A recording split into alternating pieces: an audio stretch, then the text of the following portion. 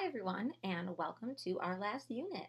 So today we're going to start talking about social psychology, and it is about 8 to 10% of the exam. So it's a big chunk, the same as biopsych, which I know we spent a lot of time on, but I think that this unit will be a little easier to relate to in the beginning. So, what is social psychology? What is this unit about, right? The idea is that we are going to be studying how people think about, influence, and relate to one another. So, it's like we're studying the individual person in their social context, right? So, in their environment, and how the other people in their environment impact their behavior. If you've taken sociology, you'll find a lot of crosses between these two, except sociology is the study of group behavior, and social psychology is the study of individual behavior in groups. So, what does this look like? What would be the difference between this type of psychology and a different type of psychology? So, a question that they might ask is like, oh, why would a student talk in class? Or like, why would they not want to talk? And so, if I was a personality psychologist, right? If I studied personality, like one of our previous units, I might focus more on the traits like introversion or extroversion that would make someone more likely to speak out. But if I'm a social psychologist or if I'm looking at from a social psychology lens, I'm going to look at what's going on in the classroom that's impacting that individual's behavior. So, like, what's the situation between people, among an authority figure, and any of those aspects in the situation. So, in the next unit, we're going to kind of break it into three major questions. The first one is how we think in relation to other people. So, how we think about people and the way people behave and what they do. And that's what we're going to talk about today. And then we're going to talk about how people influence one another, not just in their thinking, but in their actions. So, these are things like conformity, obedience. How do basically people change their behavior in groups? And the last thing we're going to talk about is how people treat each other and like relate to one another. And these are going to be topics like attraction and prejudice, discrimination, aggression, those kinds of things. So the first thing that we're going to talk about, like I said, is how people think about each other, the social thinking, right? And this is the idea of our perception of others or people perception, person perception. So what is this? Easy. It's just the way that you form an impression about somebody. You do this literally every day, every moment of the day. When you look at somebody, you are making a mental impression of them, whether it's a first impression or a thousandth impression. You are making an impression of what they're doing and why they're doing it. So humans are really good at this, right? Because we meet a lot of people and we have to make judgments really quickly. So we're good at just forming an impression of someone else and we can do it very quickly. The problem is that our efficiency often leads to bias. And sometimes we know these biases and sometimes we don't know these biases. And I'll come back to that a little bit, particularly when we talk about prejudice and discrimination. So there's two main factors that tell us how we perceive somebody. The first one is their physical appearance, and the second one is stereotypes that we are either, like I said, aware of or unaware of. So we're going to talk about each one separately. I don't think it's a surprise to you that the way that you look influences the way people judge you, right? I know that we say that like, oh, don't judge a book based on its cover, and that's a true thing. Like, of course, you want to get to know people, but at our core, as human beings, we focus on attractiveness, and we judge people based on their level of attractiveness. And yes, of course, some people are more or less attractive to other types of people, but ultimately we know that there are things that make you attractive, right? Based on evolution. So the shape of your body, the symmetry of your face, like these kinds of things.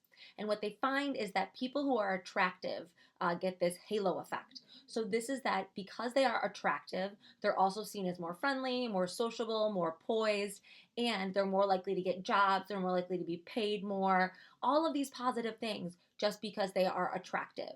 And we can talk about the attractiveness of their physical appearance, but we can also talk about the attractiveness of their like non-genetic physical appearance. So their clothing, the way that they've dressed themselves, if they're put together, those kinds of things.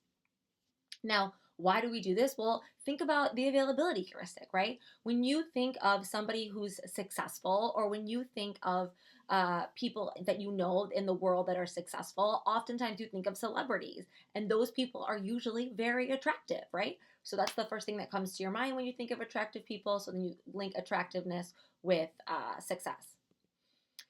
What's also important is that you can actually judge someone's nonverbal expressiveness, and that can influence your perception of them. So this is kind of weird, but you actually judge people based on their movement, the language they use, so how they talk, and the gestures that they use.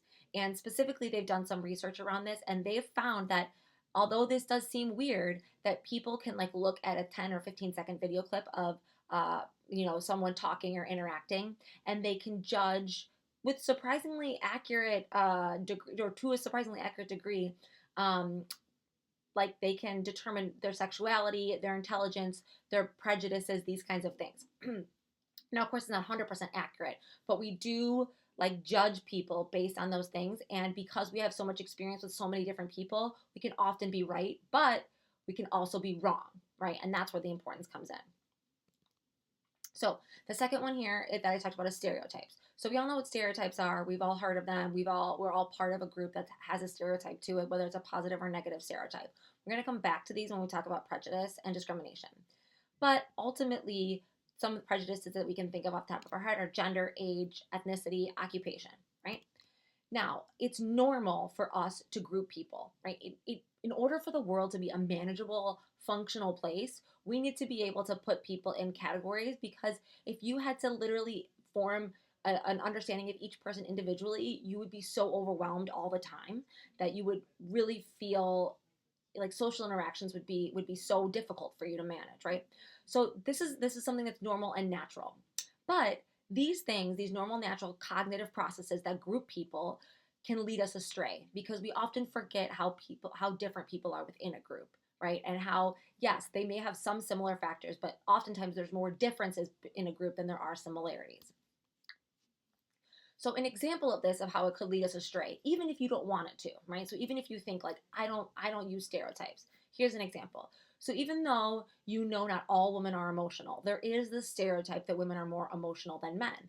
And so if you see a woman acting in a way that, like, if you see them, getting upset or getting animated, or getting, kind of like all intense, you're more likely to see the behavior as overly emotional or as emotional. Whereas with a male, you might see it as like aggressive or assertive, right? So you kind of label it differently, even if you don't really mean to do it. It just kind of happens naturally.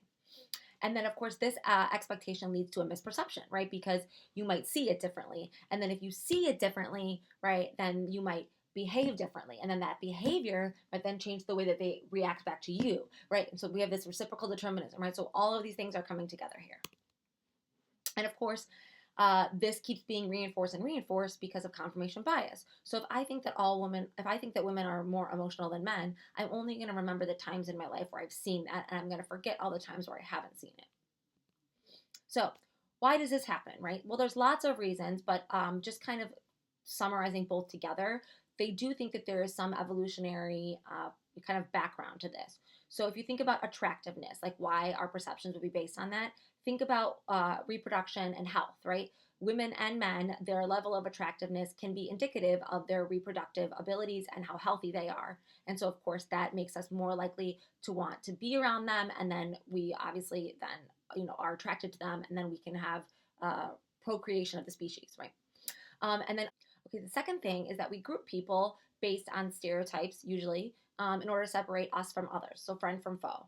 And since the beginning of time, right, since cavemen, I mean, we have been deciding, are you with us, are you against us, are you a part of our tribe or not, right? And this has created, over time, the tendency for us to even more readily, right, through evolution, decide if you're in our in-group or our out-group, right? And the in-group, is the group that you're in, and the out-group is the group that you're not in. And surprisingly, we are biased towards the group that we are in, right? We have in-group bias. And so then this, they think, is linked back to an evolutionary perspective of survival, that like if you knew who your friends were, you were more likely to survive. And so this trait got passed on over time. Okay, so I want to move a little bit from thinking about how we judge people or how we think about people to thinking about how we think about people's behavior. So kind of a tweak on that. So I want you to think about this. You call up a few friends on a night to ask them if they want to hang out, right? Sally, Bobby, Joey, hi, what's up? And, okay, so you're not going to call your friends. You're going to, like, snap them because no one calls each other. But anyways, you, like, snap your friends and you, like, leave some funny face and you have a thing on there like, what up? And they snap you back like they can't. But they don't, like, show you what they're doing in their snap or, like, why they can't. They just snap that they, like, can't with, like, a sad face or something. And, like, they want to, like, look like a little reindeer dog. And so the question is like, how do you explain this to yourself, right? So do you say like, oh, they must be like worn out, had a bad day, like it's been a really busy week for them?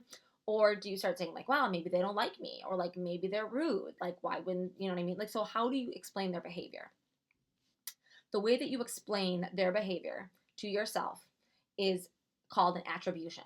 So that's the word in psychology we give it. That explanation that you give is an attribution. So an attribution, right, or the attribution theory is explaining the cause of behavior, including your own, but usually we often think about it explaining others' behavior. So when people do things, you decide why, right? So you're driving and somebody cuts you off.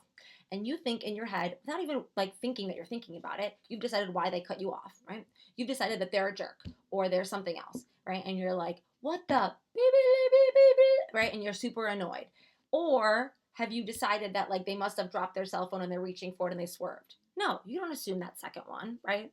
You could, it's a possibility, but you don't assume it, right? So the question is, like, do you use something within the person, like they're a jerk, or do you use something like they dropped their cell phone, external, to describe why they did what they did, right? And this is attribution theory. And by studying people over time, we've seen some ways that people mess this up or have biases to lean towards internal versus external more often.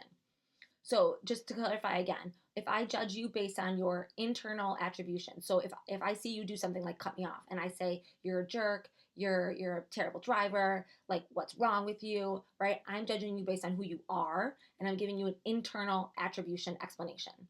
If I'm saying like, oh, you dropped your cell phone and you reached through because like I've done that before and I like swerved accidentally. Okay, this is an external attribution and it's based on the situation that the person is in. So whatever environment, whatever they're going through. And I have like a little example down here of like a teacher giving an internal versus an external distribution or attribution. And internal, we often use the word dispositional, and then external, we use the word situational. So, because humans are prone to errors in all types of thinking, right? We already discussed this. There are some errors that are specific to social psychology when we talk about the judgment and the explanation of others. So, the first thing is the fundamental attribution error. We tend to overestimate the individual or the internal traits or dispositions on others' behavior. So, for example, if you don't know the person, you're more likely to assume that they are doing something because of who they are, right? Like they are bad, they are good, they are nice, they are kind, whatever. If you don't know the person, or if you do know the person, like yourself, right, you're very likely to say it was because of the situation. So in fundamental attribution error, we overestimate the personality traits and underestimate the situation. Julie cut me off because she's a jerk, not because she's running late for a meeting. Okay, so a few more errors. We so when it comes to thinking about ourselves and others, we again make these errors. When we explain our own behavior, we tend to reverse the fundamental attribution behavior or error, and we take credit for our successes, right? So this is called self-serving bias, and this is where Miss Schaefer gets really mad because I'm like, what? How come like when you get an A, you're like, I'm so awesome, and then how come when you get an F, you're like, oh, Miss Schaefer, like this question wasn't fair, right? Like that's not fair. So that's the idea, is that you're more likely to take credit for your successes and say it's your internal than your failures are in your environment. A few more of these. Another attribution error that we make is called blaming the victim. And this is just like it sounds, where we blame victims for their misfortune. So, and this is of course because we don't want it, if good things happen to, or bad things happen to anyone, it can seem very likely to happen to us. So when we see something bad happen to someone, the way we explain it is that they deserved it, that like you blame the victim for their own behavior. And this is also sometimes called the just world hypothesis. So the world is fair and just, right? And so bad things happen to bad people. And this is dangerous because it can lead to a very negative opinion of people who have had life misfortunes or trauma that you maybe are unaware of. And so some common examples of this are when we think about people say that, oh, people who are poor, like, oh, they're lazy if they're on welfare, right? And you don't actually know you don't know their circumstances. Another example of this is like, some people have said before, and it's like called rape culture, that rape victims are asking for it, right? Like they were dressed a certain way or they're behaving a certain way. this is, of course, like blaming the victim, right? And so the idea is if I'm someone and I think that anyone can be raped, like that's really scary, right, to me as a human being. But if I'm a person and I think that only people who are raped are those who like deserved it, right, then it's like less scary for me. So that's why this happens, even though it's not accurate, and it's totally an error that we make as human beings. So last thing here, why do we care about all of this? Okay, so your behavior, right, influences or your explanation of their behavior influences your behavior. So if someone is cutting you off, maybe you think, oh, they're ill, or maybe you think, oh, they're crazy. And that influences the way that you act towards them, right? And this is a silly example, but it's true about everything. So if you assume someone's a jerk, you're going to be a jerk back to them, and then they're going to be a jerk back to you. And it just goes in an endless cycle, right? So that's why it's important for us to understand these attributions and to start to think about them and slow them down so that we can control them and kind of change them and be aware of how this happens naturally when we meet people, when we explain people's behavior. So that's all for now, AP Psychos. And remember, psychology is flippin' awesome.